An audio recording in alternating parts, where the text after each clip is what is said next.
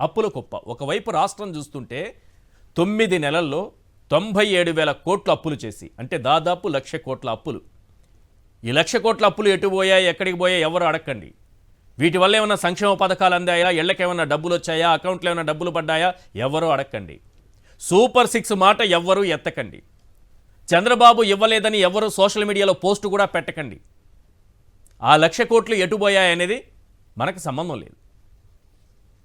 చంద్రబాబు నాయుడు గారు రాష్ట్రాన్ని అప్పుల కుప్ప చేసేస్తున్నారు. 14 లక్షల కోట్లని అప్పులు చేశారని జగన్మోహన్ రెడ్డి గారు చేశారని అబద్ధాలు చెప్పి ప్రచారం చేసి 9 నెలల్లోనే 1,00,000 కోట్లు అప్పులు చేశారు.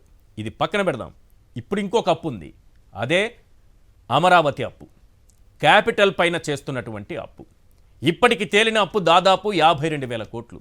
అంటే 1,50,000 కోట్లు ఓవరాల్గా ఈ రాష్ట్రం నెత్తిన 9 నెలల్లో పెట్టినటువంటి అప్పుల భారం.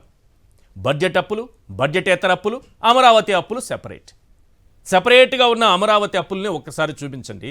దాదాపు 52,000 కోట్ల రూపాయల లెక్క తెలుతోంది మనకి. ఇప్పుడు world bank, Asian development bank ఈ రెండు కలిపి 15,000 కోట్లు, అంటే 13,500 కోట్లు ఇస్తుందని చెప్పిన తర్వాత కేంద్రం ఈ 15,000 కోట్లలో మిగిలినటువంటి 1,500 కోట్లు రాష్ట్ర ప్రభుత్వం కేంద్రం సహకారంతో బయట నుంచి తెచ్చుకోవచ్చని కూడా చెప్పింది. సో ఓవరాల్గా అదైతే దాదాపు 15,000 కోట్లు ఉంది. ఇక హాడ్కో నిన్ననే సంతకాలు జరిగాయి, 11,000 కోట్ల రూపాయలు. జర్మనీ సంస్థ KfW 5,000 కోట్ల రూపాయలు. ఇది కాకుండా CRDAకి ఒక పర్మిషన్ ఇచ్చింది రాష్ట్ర ప్రభుత్వం, అదనంగా అప్పు సమకూర్చుకునేటటువంటి అవకాశం. ఇది 21,000 కోట్లు. ఇప్పుడు మొత్తం అప్పు ఎంత అయిందంటే 52,000 కోట్లు. ఇందులో దాదాపు 40,000 కోట్లకు సంబంధించి టెండర్లు కూడా ఖరారైపోయింది. 52,000 కోట్ల రూపాయల అప్పు అక్కడ కనిపిస్తోంది. మీరేం టెన్షన్ పడకండి, కేంద్ర ప్రభుత్వం ఈ అప్పులకి గ్యారంటీ సంతకం పెడుతుంది. మనకి ఢిల్లీని తలదన్నే రాజధానిని నిర్మిస్తానన్న కేంద్రం ఇప్పుడు ఏం చేస్తుందంటే కేవలం సంతకం పెడుతుంది అప్పుకు గ్యారంటీగా. సో అంతవరకు చేస్తున్నందుకు ఈ కూటమి ప్రభుత్వాన్ని అభినందించాలి.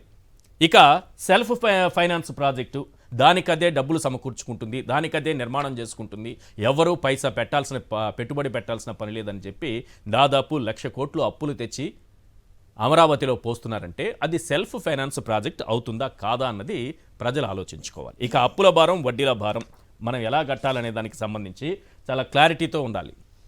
ఇవన్నీ కూడా ఇప్పుడు చేసినటువంటి 52,000 కోట్లు, తరువాత చేయబోయే అప్పులు, వీటన్నిటికి సంబంధించి ఒక్క వరల్డ్ బ్యాంక్ మాత్రం, వరల్డ్ బ్యాంక్నే తీసుకుందాం. నేను ఏషియన్ డెవలప్మెంట్ బ్యాంక్ జోలికి వెళ్ళట్లేదు, హడ్కో దగ్గరికి వెళ్ళట్లేదు, జర్మనీ సంస్థ KfW దగ్గరికి వెళ్ళలేదు, మిగతా అప్పుల గురించి నేనేం మాట్లాడట్లేదు. కానీ ఒక్క వరల్డ్ బ్యాంక్ ఏం చెప్పిందంటే, అయ్యా నీకు అప్పిస్తున్నాం కదా, దీనికి సంబంధించి యూజర్ ఛార్జీల మోత మోగించాల్సిందే, బాదుడు ఉండాల్సిందే అని వరల్డ్ బ్యాంక్ చెప్పింది. వరల్డ్ బ్యాంక్ చెప్తూ ఎలాంటివి ఏమని తెలుసా? నీటి నిర్వహణ, సరఫరా, పారిశుద్ధ్యం, డ్రైనేజీ, మౌలిక సదుపాయాల నిర్వహణకు అయ్యే వ్యయాన్ని రికవరీ టారిఫ్ పేరుతో వసూలు చేయాలి. అంటే పన్నులు, యూజర్ ఛార్జీల వసూలుపై ప్రపంచ బ్యాంకు తన రుణపత్రంలో పేర్కొనడంతో పాటు ఎన్ని రకాల పన్నులు విధించనున్నారో రాజధాని చట్టంలో చంద్రబాబు ప్రభుత్వం వెల్లడించింది. లెవీ అసెస్మెంట్, అభివృద్ధి ఛార్జీలు, వినియోగ ఛార్జీలు, మూలధన మౌలిక సదుపాయాల ప్రాజెక్టులపై సెస్, బెటర్మెంట్ ఛార్జీ లేదా ఇంపాక్ట్ ఫీజు, ఇలాంటివి చాలా ఉన్నాయి సార్, ఇంకా చాలా ఉన్నాయి. ఇవన్నీ వేసి మీరు వాళ్ళ దగ్గర నుంచి ముక్కు పిండి, వాళ్ళ జీవితాల నుంచి జలగలు మన శరీరం నుంచి రక్తాన్ని ఎలా పీలుస్తాయో ఆ రకంగా మీరు పీల్చితేనే మేము ఈ అప్పిస్తామని వరల్డ్ బ్యాంక్ చెప్పింది. ఇప్పుడు అలా మన నెత్తిన బాదుడు పెట్టబోతున్నారు. సరే, కేంద్రం ఏమైనా హెల్ప్ చేస్తుందంటే ఇదివరకే 1,500 కోట్లు ఇచ్చింది, దాంతో మనం తాత్కాలిక భవనాలు కట్టుకున్నాం. ఇంకొక 1,000 కోట్లు ఇచ్చింది గుంటూరు విజయవాడ మధ్య అండర్ గ్రౌండ్ డ్రైనేజీకి, దాన్ని వాడుకున్నాం. సో అక్కడికి ఆ లెక్క సరిపోయింది.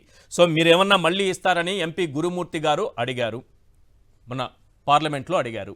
దానికి కేంద్రం లిఖితపూర్వకంగా ఒక సమాధానం ఇస్తూ ఇప్పుడు తీసుకుంటున్నటువంటి ఈ 15,000 కోట్లలో ఒక 10% వరకు మేము సహాయం చేసేటటువంటి అవకాశం ఉంది, ఒక గ్రాంట్ గానింది. అంటే ఇంకో 1,500 కోట్లు ఇచ్చేటటువంటి అవకాశం ఉంది. 1,00,000 కోట్లకు 1,500 కోట్లు మాత్రమే కేంద్రం ఈరోజు మనకి ఇచ్చే అవకాశం కనిపిస్తోంది. ఇక 50,000 ఇళ్ల పట్టాలు ఇచ్చారు. ఇదే అమరావతిలో పేదలు కూడా ఉండాలి, వాళ్ళ చెమట కష్టంతోనే ఏ రాజధాని నిర్మాణమైనా సరే ప్రతిదానికి వారు ఉంటేనే. ఈరోజు ముంబై నగరాన్ని నిర్మించింది వాళ్లే, చెన్నై పట్టణాన్ని నిర్మించింది వాళ్లే. అలాంటి వాళ్లకు చోటు లేని రాజధాని ఉండదు అని పేదలకు 50,000 ఇళ్ల పట్టాలు జగన్మోహన్ రెడ్డి గారు ఇస్తే వారిని తరిమి కొట్టే ప్రయత్నం ఒకటి జరుగుతోంది. ఆ రోజు ఒక పండుగలా చేశారు 2023 మేలో. ఒక్కసారి ఆ దృశ్యాలను చూపించండి. ఆ పండుగ ఏమైపోయింది? ఈరోజు కూటమి ప్రభుత్వం రాగానే వాళ్ళని తరిమి కొట్టే పరిస్థితి. దాదాపు 900 ఎకరాలు R5 జోన్ ఏర్పాటు చేసి R5 జోన్ కింద 900 ఎకరాలను పేదలకు కేటాయించి అందులో 51,392, 50,000 కూడా కాదు ఇంకా ఎక్కువే, ఎన్ని ఇళ్ల పట్టాలు ఇచ్చారో చెప్తున్నాను చూడండి.